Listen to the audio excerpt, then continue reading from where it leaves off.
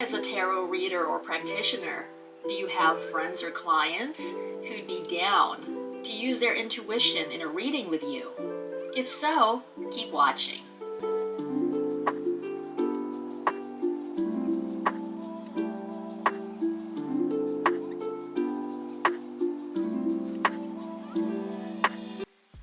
Hi, it's Leia. Welcome to this episode of Diaries of a Witchy Creative Life. This is one of our how-to tarot videos. There's a playlist of all the ones that exist so far, and I'll be linking that in the description. If you're new here, hey there! A little intro to the readings that we do on this channel. They are not predictive. Our focus when we use tarot here is on healing and self-awareness.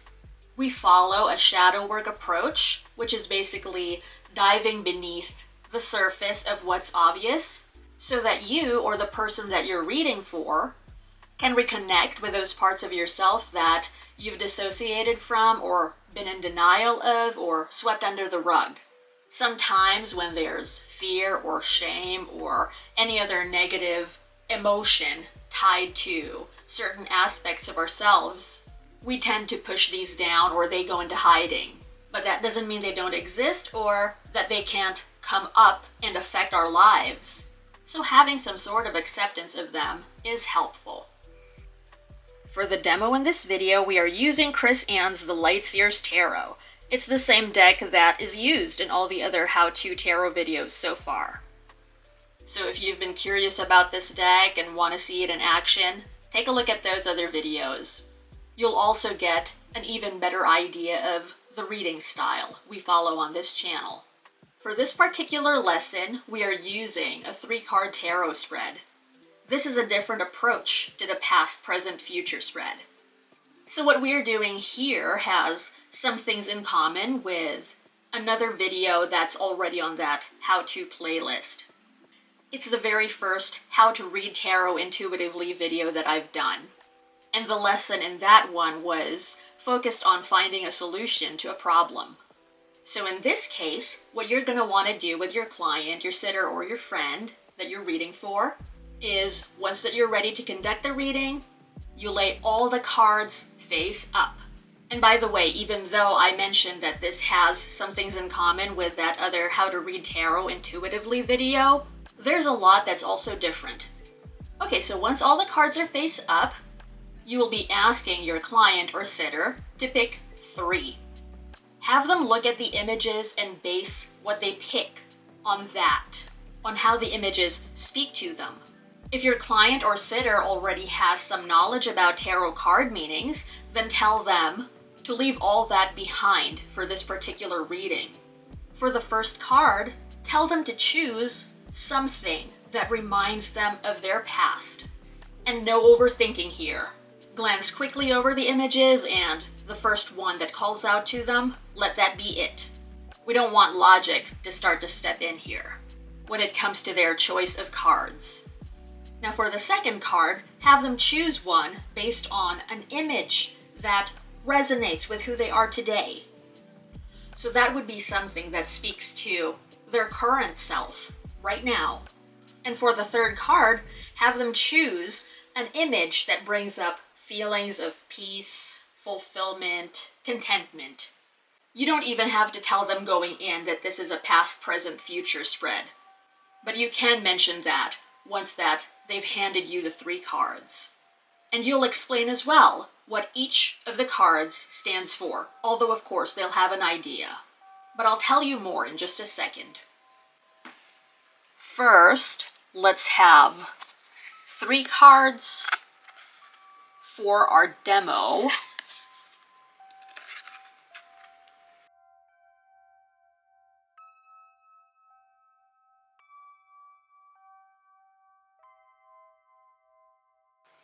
So card number 1 is lessons from the past. Card number 2 is how those lessons from the past are manifesting or showing up at present. Card number 3 is how to possibly get to a future they desire.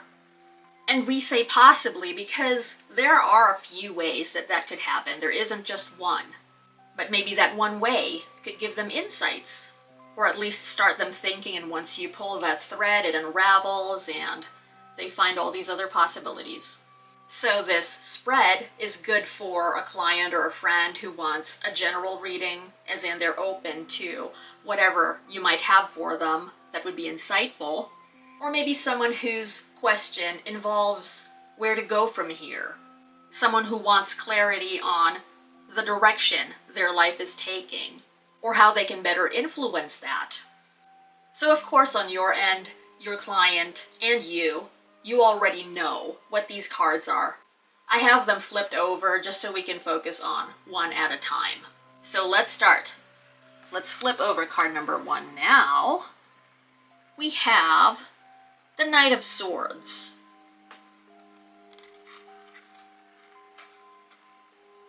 So for sure, at this point, your client or sitter has already used their intuition in how they picked the cards. They didn't go by logic or what the card meanings are. It was all based on the images, but we are going to take that further now. So what you, as the reader, are going to do is ask your client or sitter what really speaks to you in this image and why. And don't let the fact that you now know what each card stands for get in the way of that. So you don't have to link what you pick to the fact that you know that this card stands for lessons from the past. Forget that. Just pick an element from the card and tell me why it speaks to you. So let's say what your client picks is, it seems like the person in the card is in a hurry to get somewhere. They appear to be on a mission, like this is really important to them and they feel strongly about it. Now when it comes to the part where you want to know why that speaks to them, it's okay to link that to the meaning of the card now.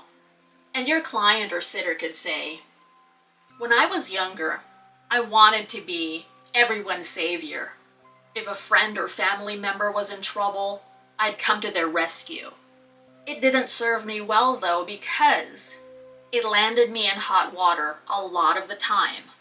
I would be rushing in to save someone, not even knowing whether they played a role in the mess that they got themselves into, or if they were the instigator.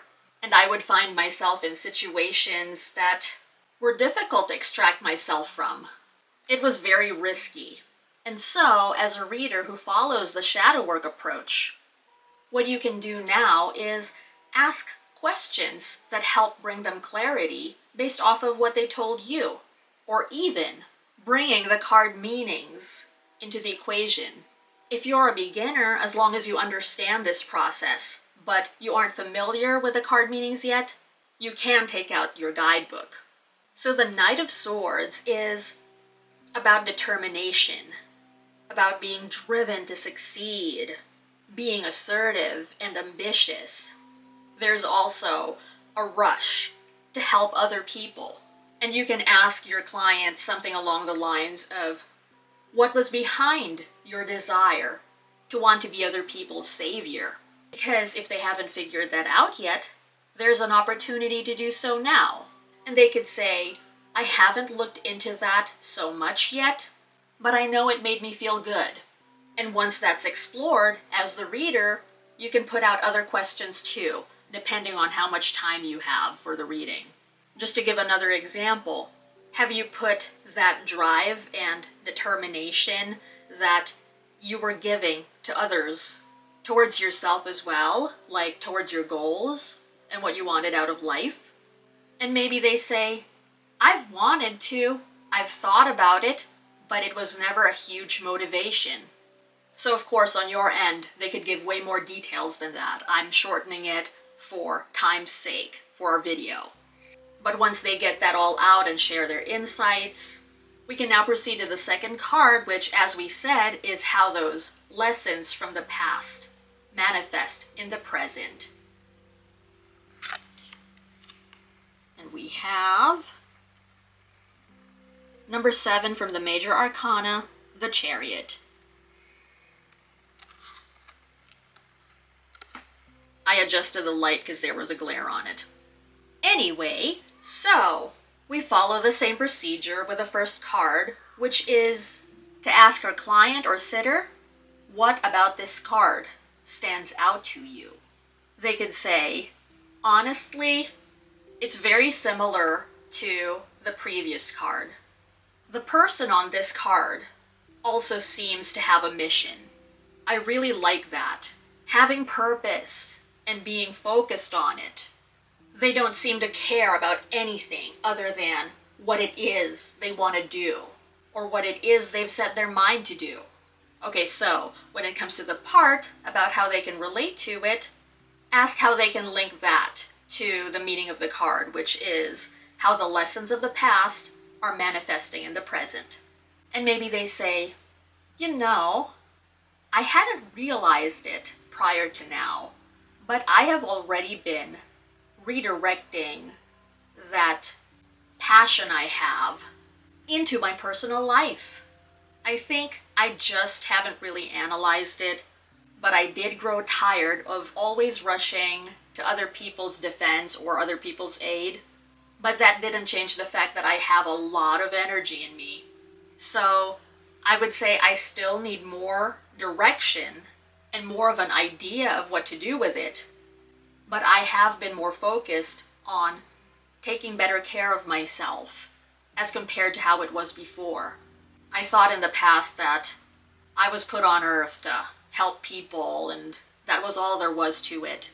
But as I've gotten older, I've realized that that doesn't always end well, especially if you don't put a lot of thought into it and you do it blindly.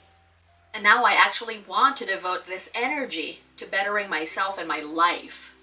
I have already been taking those steps in small ways without realizing it, and I guess now a little help with the direction to take that in would be great. So if they say something like that, wow, right? Because it ties in to the last card, which is one possible way to arrive at a future that they desire. So let us flip card number 3 over and we have the 6 of Wands. And we follow the same procedure here as with the 2 other cards.